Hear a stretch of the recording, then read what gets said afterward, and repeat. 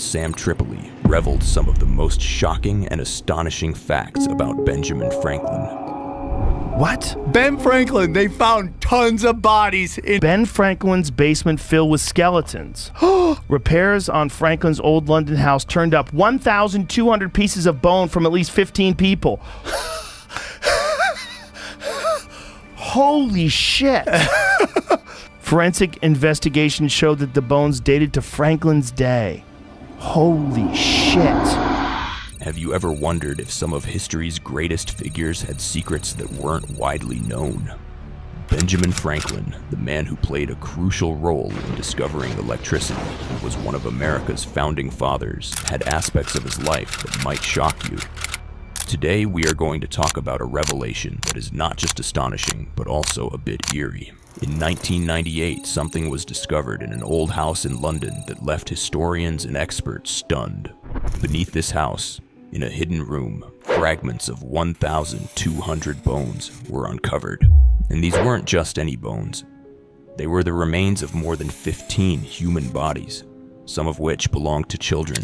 Whose house was this? Yes, it was Benjamin Franklin's house. The question arises, what were so many bodies doing there? Was he a serial killer, or is there another hidden truth behind this story? Let's unravel this mystery.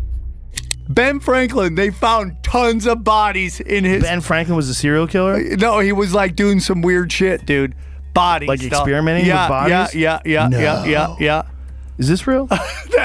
Everything I say. Was Ben Franklin's basement filled with skeletons? Repairs on Franklin's old London house turned up 1,200 pieces of bone from at least 15 people. Holy shit.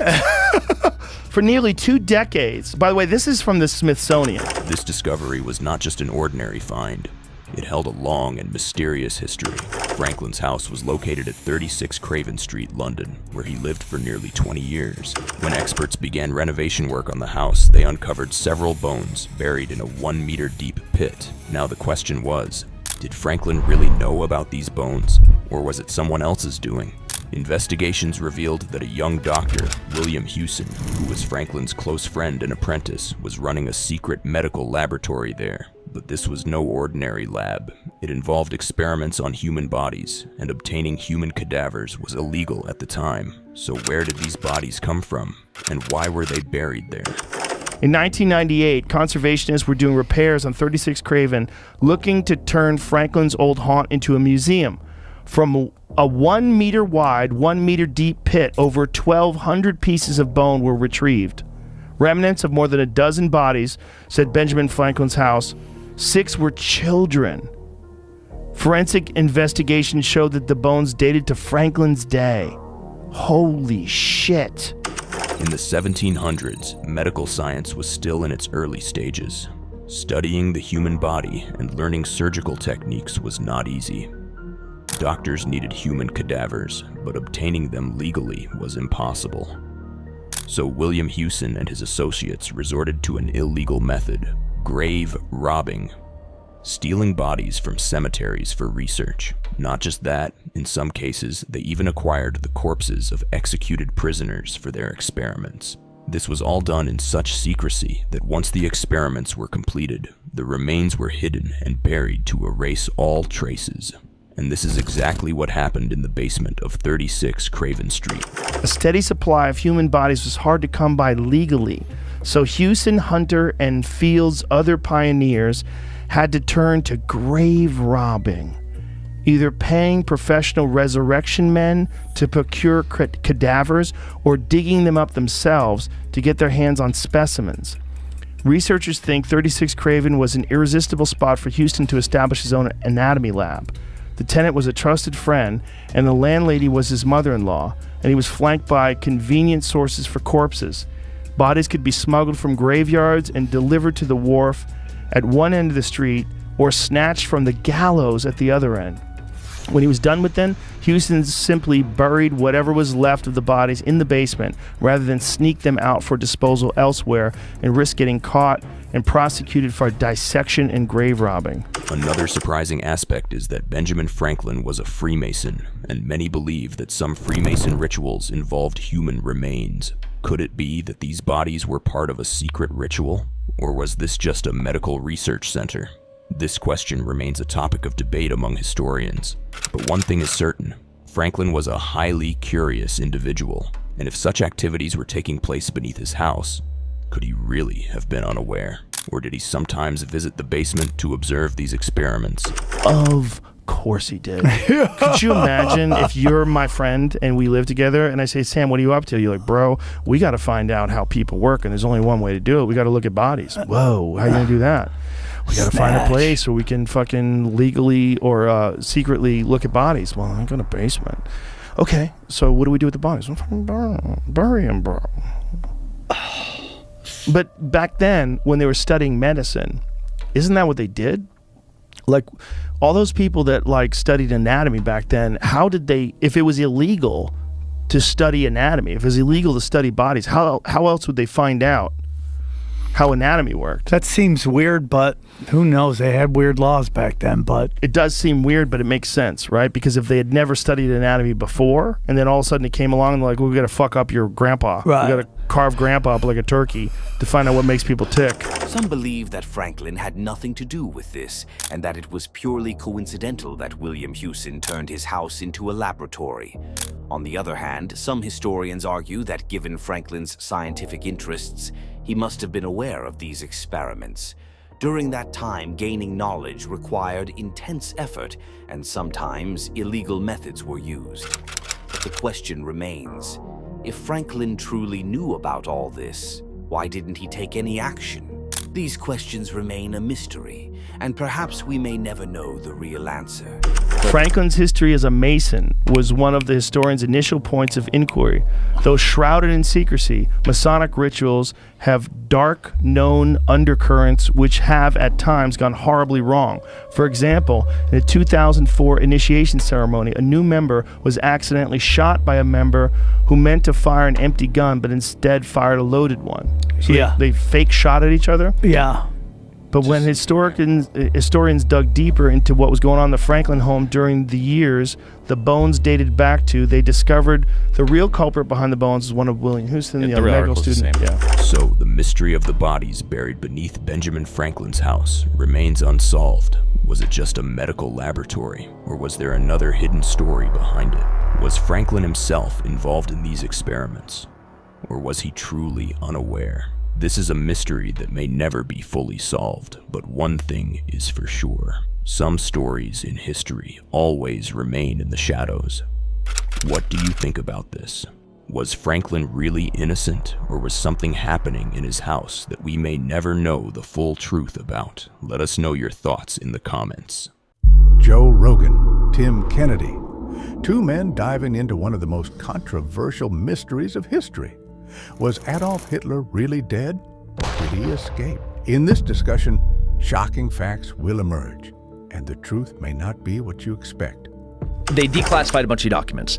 Both the Israelis, the British, and the Germans and Americans in the past 20 years have been consistently declassifying documents. And there were a bunch of specifically FBI documents that we were spending millions and millions of dollars actively searching for Hitler after the war. As was... Really? Yeah, like millions of dollars. Like Hoover was like, no, send more FBI agents to South America, to North Africa, go to the Canary Islands, go to Spain, trying to find out where this guy went. Tons of real FBI documents with real leads, with real informants, some some first eye accounts saying that they physically... So anyways, that's the show, is us trying to find out, sift through reality and the fiction of the allure, the mystery of that asshole. So what's the official story? The official story is that he killed himself, right? Yep. He killed himself in the bunker with Ava Braun. Yep. And is there any photographic evidence of his death or anything? Yeah. So what the Russians got the body, and they got his skull. And when they brought it back to Moscow, nobody has ever been able to independently verify who and what this body is. They let one genetic test occur, and the body with the bullet holes that they said was Hitler. In the 1930s, Germany was suffering. The economy was in ruins, the people were desperate, and amidst this chaos, one man promised to restore Germany's lost glory. Hitler's propaganda was powerful. His words gave hope to the masses, but at what cost? To arm all their soldiers. So if they have 200 guys, or 200,000 guys, they have 100,000 guns. If the guy in front of you dies, you just pick up his gun. That's what's happening in April of 1945 in Berlin. So the noose is tightening. There is no, it is chaos, anarchy, pandemonium. This is hell on earth, is Berlin, 1945. So I don't know if you could get a real story, the way that we do it now, where we have, this forensic experts that come in and document everything, and we look at all the different testimonies, say this is exactly how, it's not CSI. This is 1945 Berlin. It's crazy. So I don't know. So there was no absolute proof. No. And a lot of Nazis did escape and go to South America. The majority of anyone with power. The Nuremberg trials were not a witch hunt, but it was to close a chapter so we could start moving forward with communism. That's what it was. The threat of fascism, the threat of Hitler, the threat of killing all the Jews, the threat of world domination by the Nazis, that threat's gone. What's the next threat? Communism. It's communism. Right. So that had to be a closed chapter of our history so we could focus our resources and our efforts to what inevitably was going to, the wall goes up. We have East and West Berlin. We're already looking at Korea. This happens almost overnight. Right, very quickly. When Patton's like, no, homies, we need to go all the way to Moscow. This is not the end of our war, and we didn't listen to him. World War II had begun. Hitler's armies swept through Europe like a storm, conquering country after country. His confidence grew, but so did his enemies. What was his biggest mistake? Many say it was his invasion of the Soviet Union. The tides of war were turning, and so was his fate.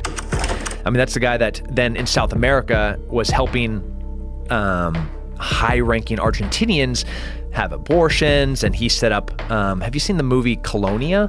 No. About Colonia Dignidad, which is, if you're listening right now, I almost warn you not to Google it, because it was a torture camp that was started by Joseph Schaefer, a Nazi, and Joseph Mengele, the doctor of death that escaped trial in Nuremberg and made it at the behest of Perón into Argentina. He set up the hospital at Colonia Dignidad, which was another safe haven for more Nazis in South America.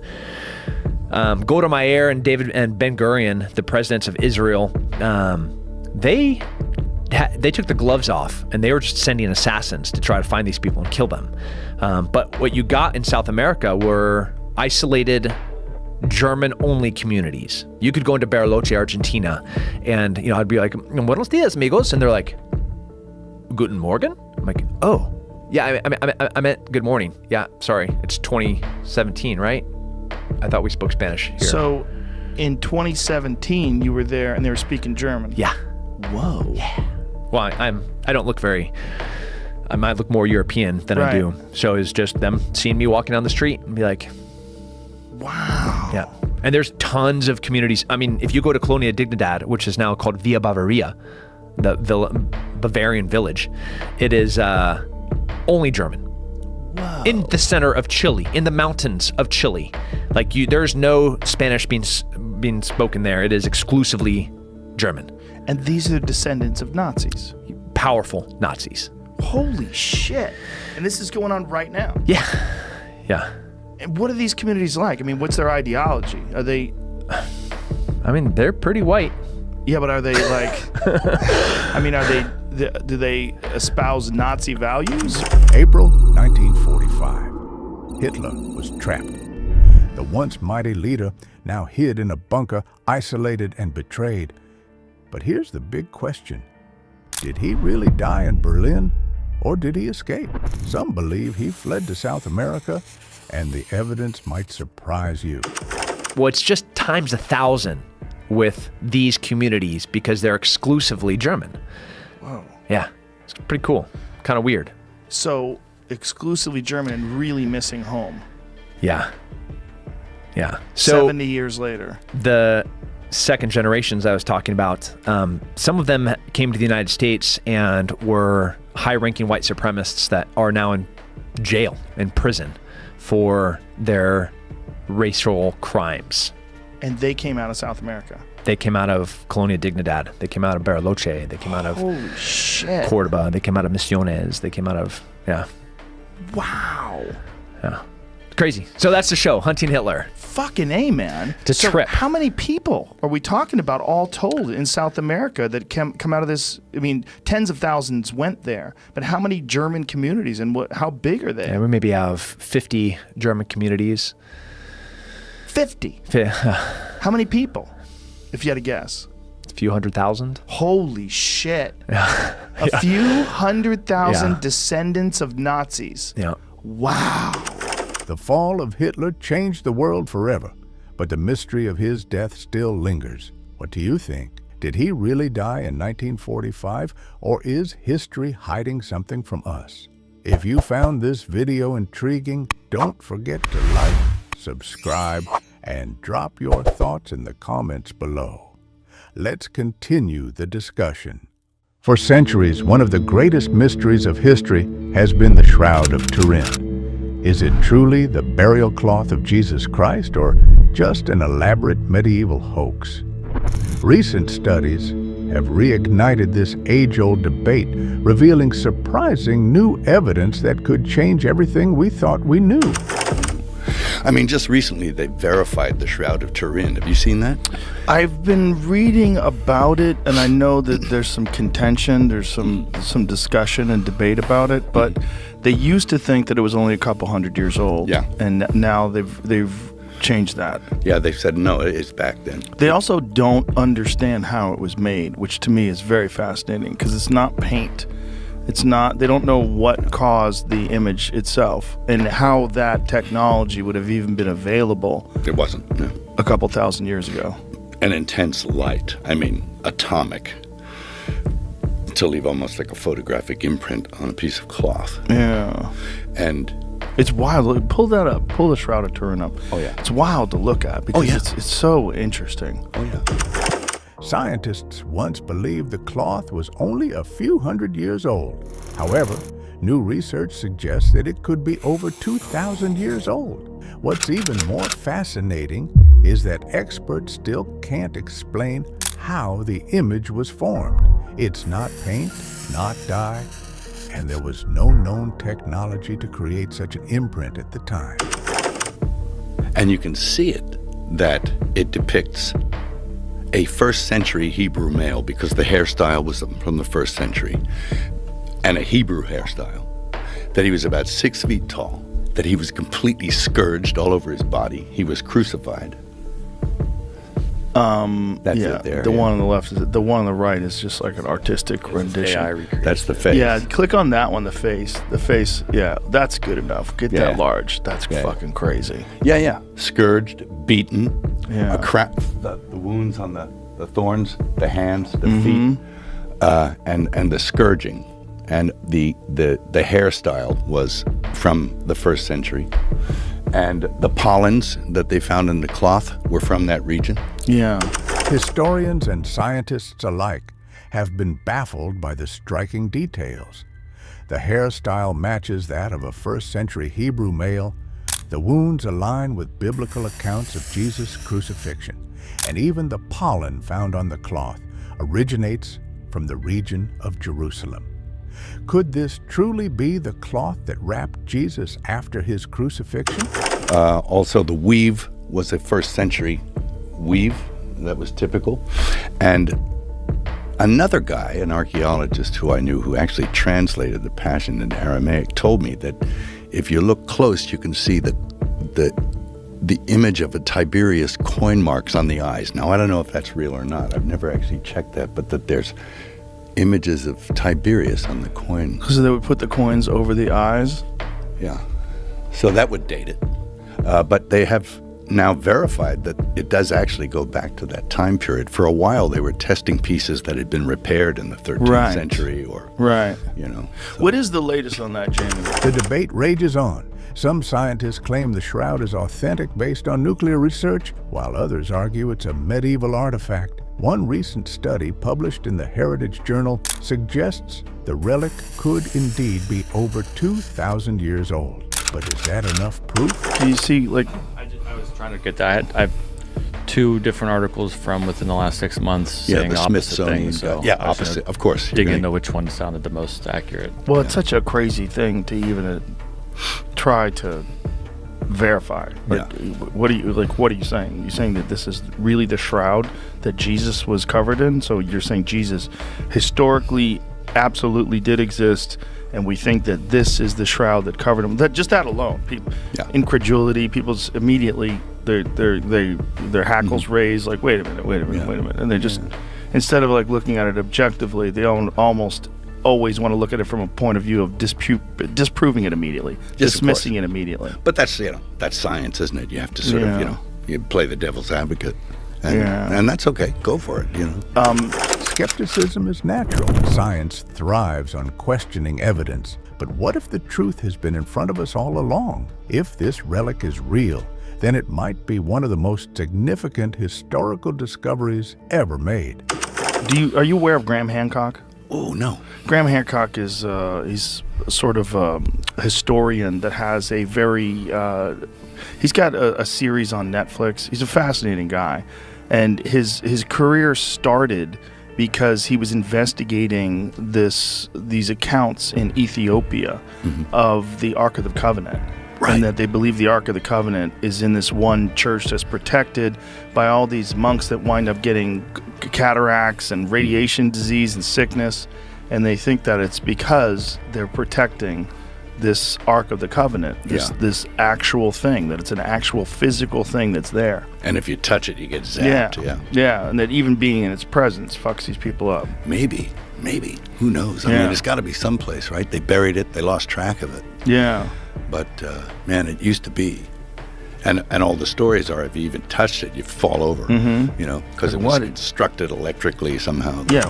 Whether you believe in its authenticity or not, the Shroud of Turin remains one of the most enigmatic artifacts in history. Its mystery continues to fuel debates, spark curiosity, and challenge the boundaries of science and faith alike. So, what do you think? Could this truly be evidence of Jesus Christ, or just another historical puzzle waiting to be solved? What is that? What's in there? Why is it giving people cancer if they're really protecting it? I think it's the actual structure of the container it's in that is the problem. That's my thought on it. I could be wrong. But I think inside it they have things from like when Moses was like manna and, stuff like that they managed to keep from, like, for example, they say that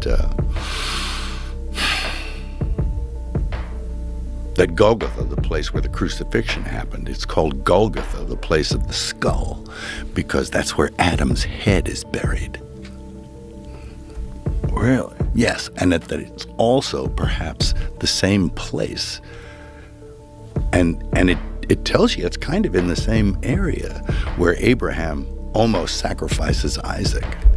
Oh. So it's interesting. Yeah. Comment below with your thoughts. Is the shroud real or a hoax? Don't forget to like and subscribe for more historical mysteries.